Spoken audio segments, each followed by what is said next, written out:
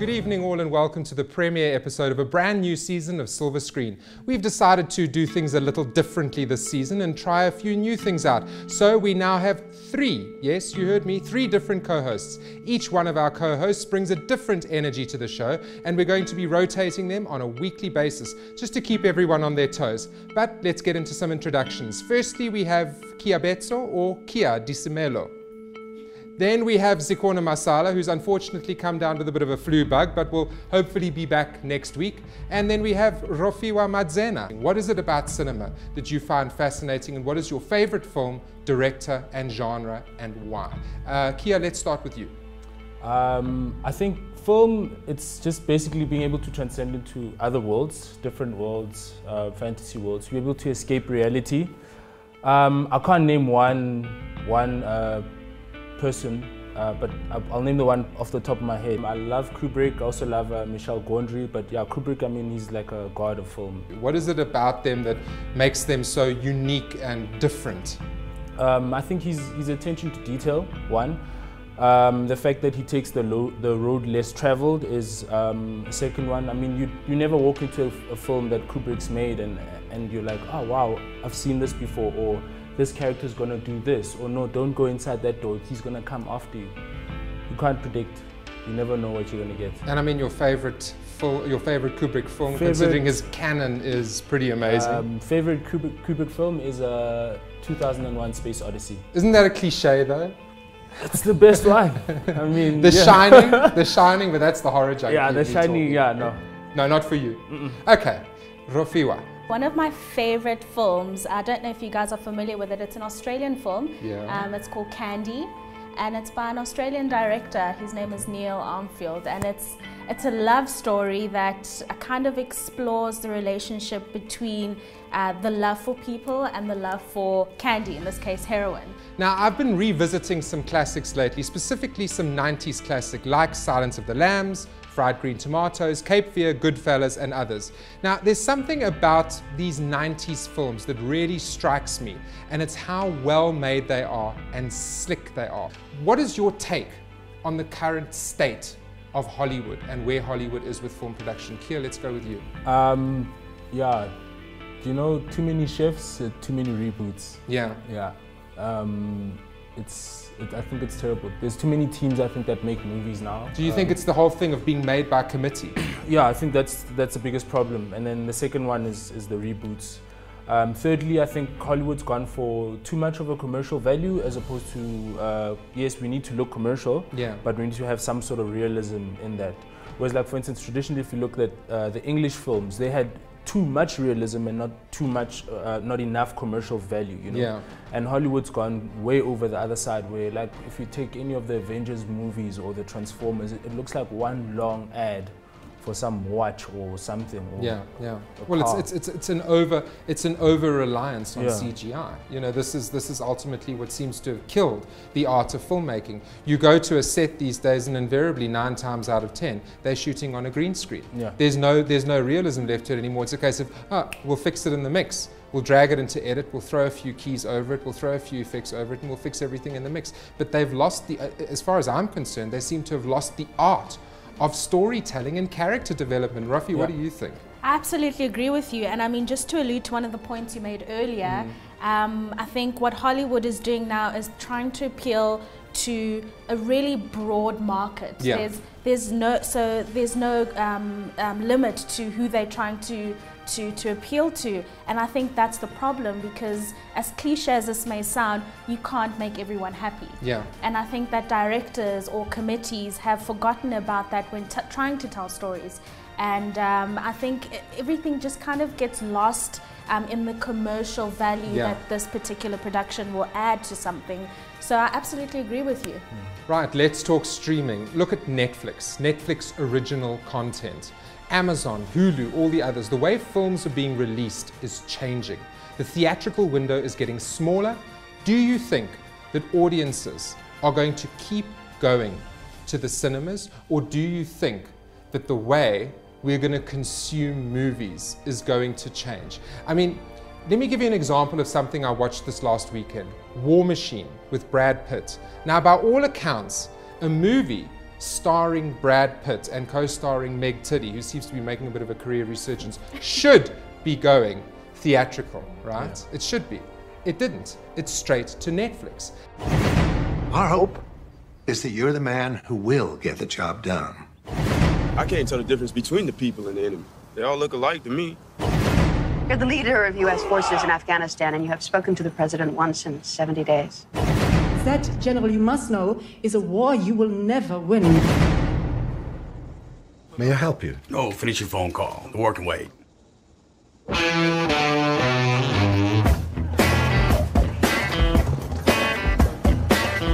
I also saw on Amazon Prime a movie called The Wizard of Lies, starring Robert De Niro and Michelle Pfeiffer. And I mean, already there, that's a hell of a cast. You know, that's the kind of thing that you should be seeing in a cinema with a big advertising campaign behind it. Boom, straight to Amazon Prime, straight to HBO, you know, that's it. People felt safe with you, and yet you were betraying them all. It was a big story. It was a sensational story. But I think you have to get inside of the story, and that is Madoff. We're here to find out if there's an innocent explanation. There is no innocent explanation. The way he conned everybody by not conning them. I am talking about giving you $100 million. That's not going to do it. By just being so removed and let them come to him. 275. Love to help you, but I can't. How far do we gotta go? If you go above 4, we might have something. I can do that. I did as much research as I could about him. Are we waiting on your lawyers? I never have lawyers in the office when I'm talking to regulators for 2 reasons. 1, I'm not doing anything wrong. 2, I know the rules better than most because I drafted a majority of them. As an actor, you use whatever you can personally that'll give you the feelings or the attitude. It's supposed to be $50 billion. There's absolutely nothing. It's all gone. Dad, how could you do this? You know, you walked onto the set and you gasped because he really was able to inhabit this person. He has those little teeny moves that he can make from a take to a take that makes him De Niro. I got a lot on my mind. I'm going away, and who knows if I'm going to come back. I'm not ready to be alone. You're all I have. I'll go crazy, Bernie, I will. Ruth Madoff was villainized. Her life in a day was ruined. Is that Ruth Madoff? Not another word. It's okay. No, none of it is.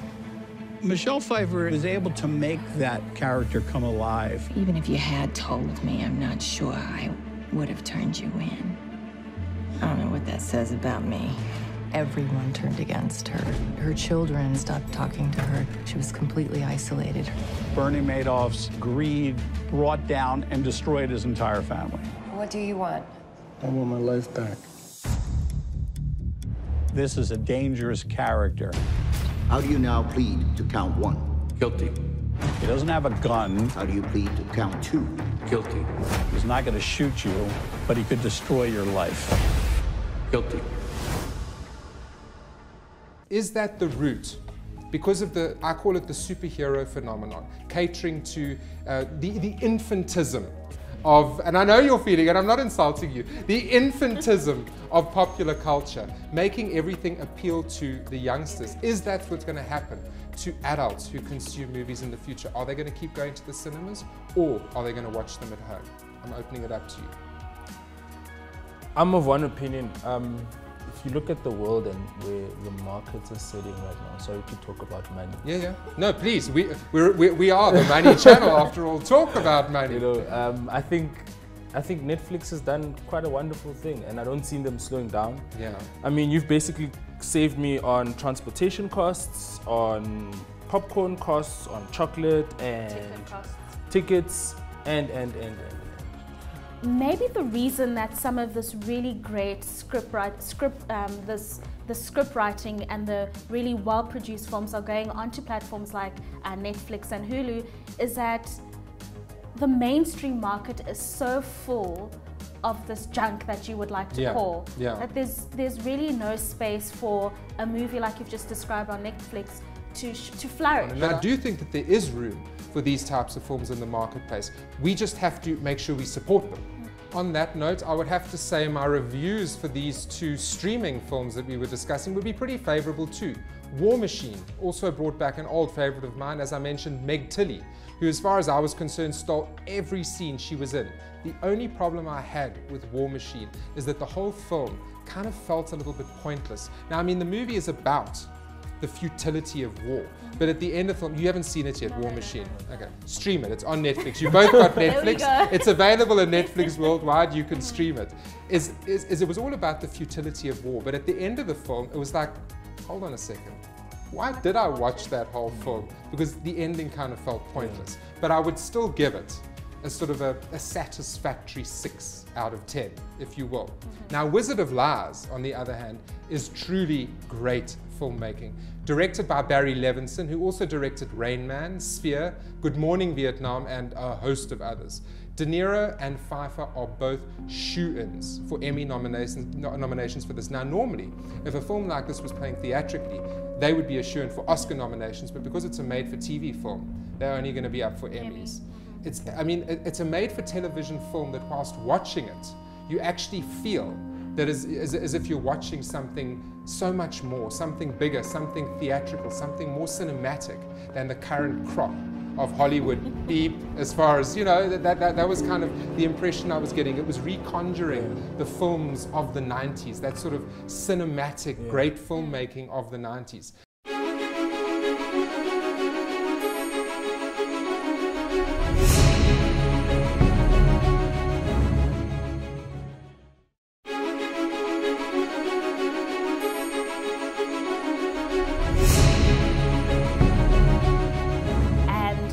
Ago, I watched Collateral Beauty.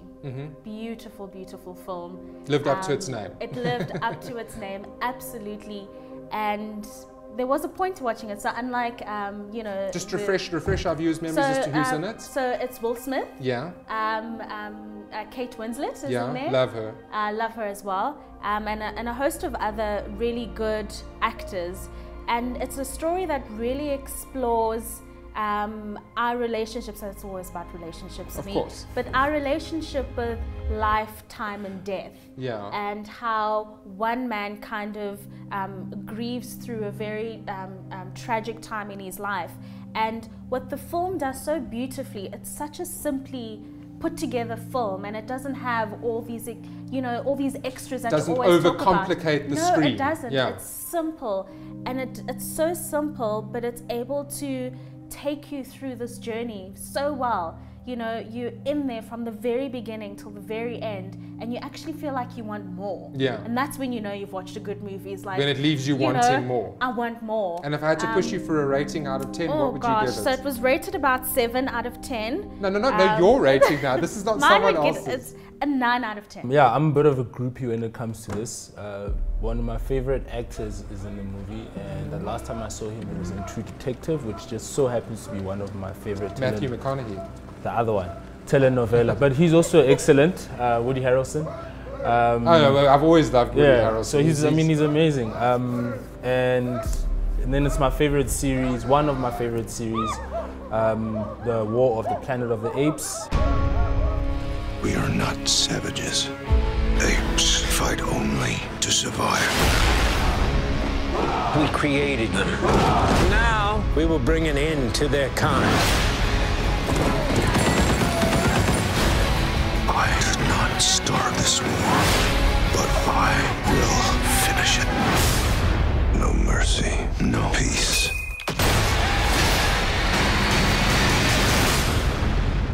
And Caesar comes back, and this time we see him battling with himself.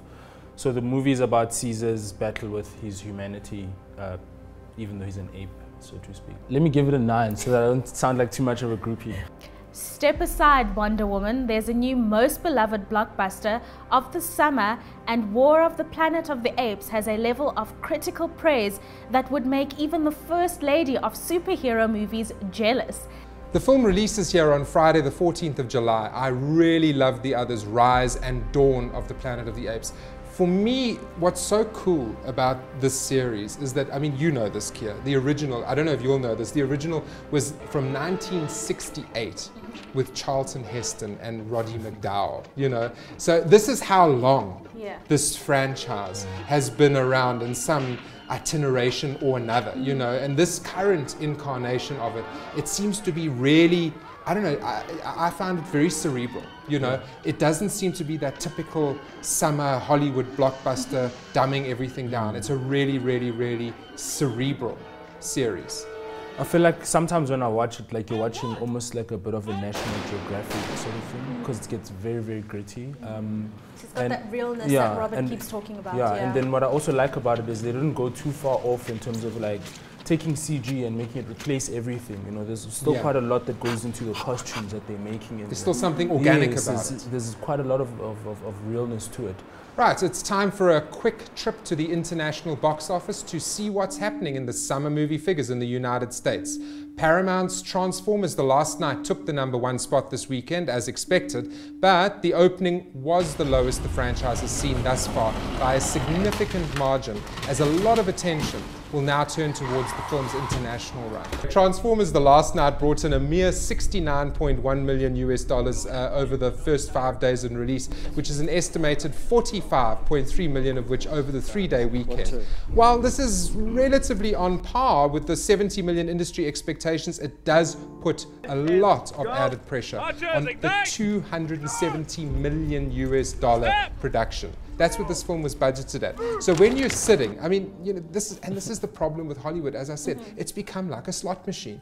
Imagine putting $200 million into a slot machine and saying, please, can I win? Please, can I win? Because that's essentially what they're doing. I mean, filmmaking, ultimately, at the end of the day, is a gamble. You know, and all I can say is sequel and Hollywood popcorn movie fatigue. Have we gotten here? I mean, I know you told me that you loved the Transformers films. I mean, my God, they cast Mark Wahlberg. As far as I'm concerned, let me tell you what changed my mind about them. has more empathy. Killed it for me. She was dreadful. They ruined the Transformers. As for its international run, the cookie cutter Last Night kicked things off in 41 international markets with an estimated 196 million, led mostly by 123 million from China alone, the largest opening for a Transformers film in that market. Opening weekend demographics domestically show that The Last Night played to an audience that was 57% male and 43% female. And of that crowd, 29% was under the age of 18, and they gave the film a review of A, cinema score. Unfortunately, the 18 and over crowd scored it a bit lower, with the overall rating being B+. Driving along, Disney's Cars 3 and Wonder Woman are in the tie for second place, both studios reporting an estimated 25.175. Now, I mean, that's getting pretty specific there. They literally tied for second space. Beginning with Cars, the latest Pixar title dipped 53% in its second weekend and now stands just shy of 100 million after 10 days in release. Now, as for Warner Brothers' Wonder Woman, it continues to live up to its protagonist's name, dropping only 39% in its fourth weekend of release. Remarkable for a film of this scope. The film is now just shy of $320 million domestically and is now outpacing all three of the previous DC Extended Universe releases, as it now passes Batman vs. Superman, yes, Dawn of Justice, which just brought She's happy about that. which just brought in $311 million after the same number of days in release. I love the fact that as a woman, this film is breaking all kinds of glass ceilings for female stars and female directors all over the world, gentlemen.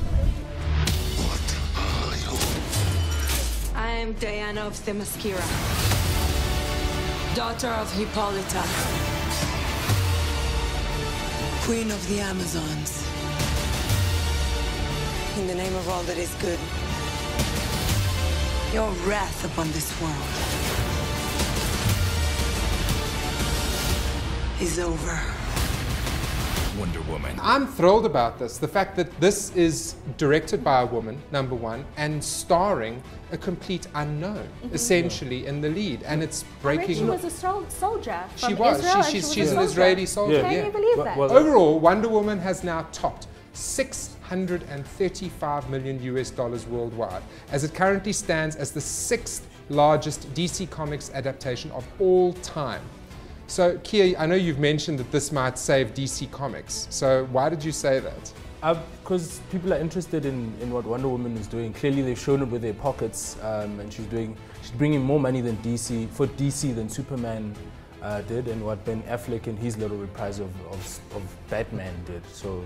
The excitement of there being a different superhero from the Batman and Superman, and which is what DC is known for. Superhero. Yeah, so it's, I think people are attracted to the difference. No, she stands her own, and that from the reviews that I've heard is that I think the male protagonist in the film dies quite early on. So spoiler alert. Yeah. So there's this. Sorry. So there's quite a lot of excitement about that she can carry the film all on her own. Entertainment Studios 47 meters down held on rather well, delivering an estimated $7.4 million, which was just a 33.6% drop from its opening weekend last week, as its domestic cume now stands at $24 million. It's like you're going to the zoo, except you're in the cage. Ladies ready? Yeah. Once you're down there, you're not going to want to come back up. Oh my God, look at those teeth. What was that? Stay in the cage. We have about 20 minutes before we run out. You're not gonna die down here. We have to get back up to the top. There are sharks everywhere. 47 meters down. Rated PG-13. Only in theaters June 16th. Rounding out the top 5 is a massive decline for Lionsgate's All Eyes on Me, the Tupac Shakur biopic, which delivered a more than expected opening weekend last week, but dropped nearly 80% in its second weekend, delivering just $5.85 million. Its domestic cume now stands at $38.6 million. They encouraged him. That'll get you a lot further than a basketball. Thanks, Mama. They challenged him. You want to be a rapper? I'm Tupac Shakur. I want to change the world. They gave him the strength. I ain't no black leader. Just remember where we come from. To follow his dream. None of this is by accident, right? On June 16th. You're trying to start a positive movement by using negative symbolism like thug and outlaw. You gotta enter in somebody's world in order to lead them out. All Eyes on Me. Mom, I wouldn't be the man I am without you. Rated R. Only in theaters. I've heard a lot of sort of negative things about it, but I've heard like 1 or 2 positive things about it, but it seems to be doing reasonably well at the box office. It's just got no legs. It opened big and then it dropped immediately. What have you guys heard of this? I think with biopics, I've heard a lot of negative reviews as well, but I think with biopics, as you would have seen with Straight Outta Compton, people are always going to say this is not how the story goes. This is not how the person There's the purists. Exactly. Yeah. So there's always going to be that little thing about biopics that you have to be cognizant of when you're going to put something like this out there. But I think, I don't know, I'm not interested to see a biopic of Tupac. There's just been so much about him. What, is it just because it's before your time? Maybe it's because it's before my time, but also because it's Tupac. I'm a bit of a purist when it comes to Tupac. Yeah. Very, very sensitive, because I also got caught in, I think, during my teen years. Yeah. So I got caught in the whole Pac versus Biggie thing, and I ended up on the west side. So, like, so Tupac, I think he was too real and he was too raw for you. It'll be the hardest thing for any movie producer or director to try and depict Tupac, because he came out in his music videos and he came out in his music and you could sense him. So you're gonna have to get a very excellent actor, you're gonna have to get a very excellent producer, director, and until then I'm gonna drink the haterade. A lot of hip-hop stories are gonna get retold now because of that. I mean, Master P is also looking at telling his life story. Okay. Oh boy, so Straight Out of Compton opened a can of worms. Yeah. Oh boy. Master P, forgive my ignorance. Again, who's Master P? Yeah, he's, Do you wanna drop a line from one of these? Let me say, nah. Again, Shall we move on? Let's just move on. I think that about brings us to a close for this week's show. Remember to keep your eyes peeled for our monthly screenings, which will be starting in July. All the screenings will be taking place at New Metro Hyde Park. We'll release details on the channel and on social media as soon as our titles have been confirmed. We're also headed off to the Durban International Film Festival and coming to you from there in the weeks ahead. So lots lined up. Keep watching, and we'll be running competitions on a weekly basis too. So stay active with us on social media, tweet us using the hashtag #SilverScreen, and email us your reviews, thoughts and comments to silverscreen@abn360.com. This week, the question is an easy one. What's Kia's favorite movie? Email your answer to us at silverscreen@abn360.com to win, yes, this fabulous bottle of Billionaire's Rose champagne. 1,200 rand? From myself, Robert. And Rokwa Madana, it's good night. It's ciao till next time, and we'll see you at the movies.